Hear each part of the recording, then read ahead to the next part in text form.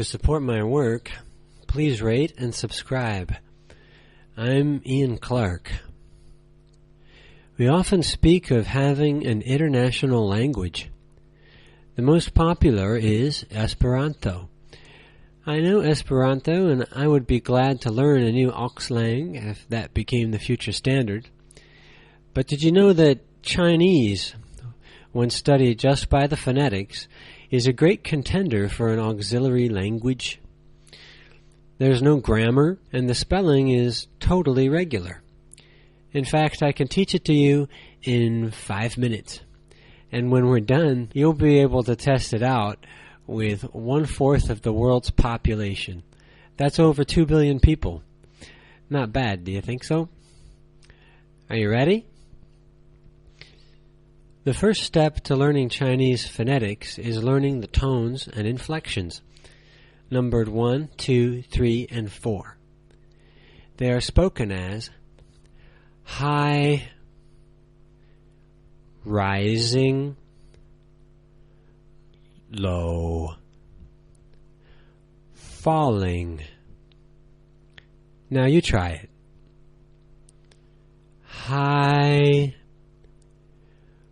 rising, low, falling. And one more time. High, rising, low, falling. High and low are both tones. If your voice goes in a direction, it's not a tone.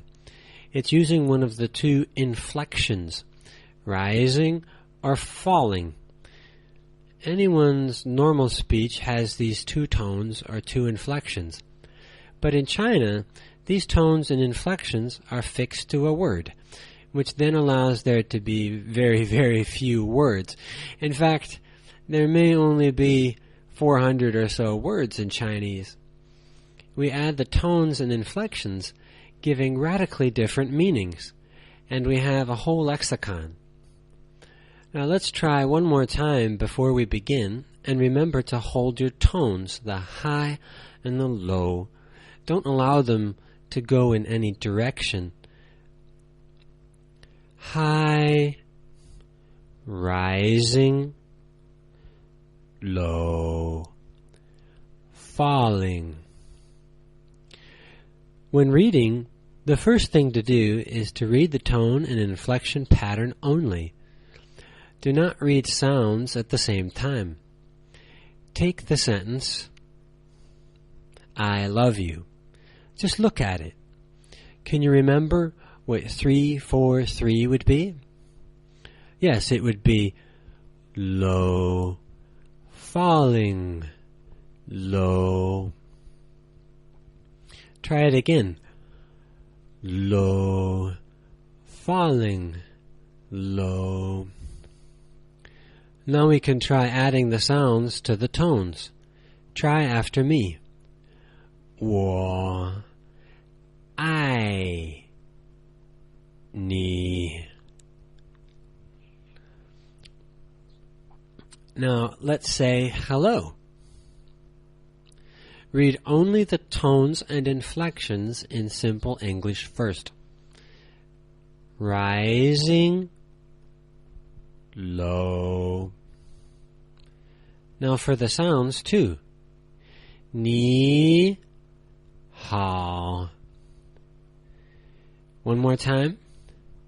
你好. Excellent. Now let's try saying, you love me. What's the pattern? Same as the first. Low, falling, low. Repeat.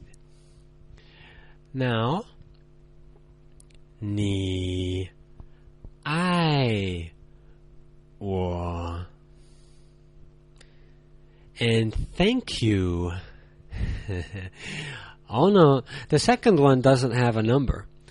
Well, that means that you can just read it however you like.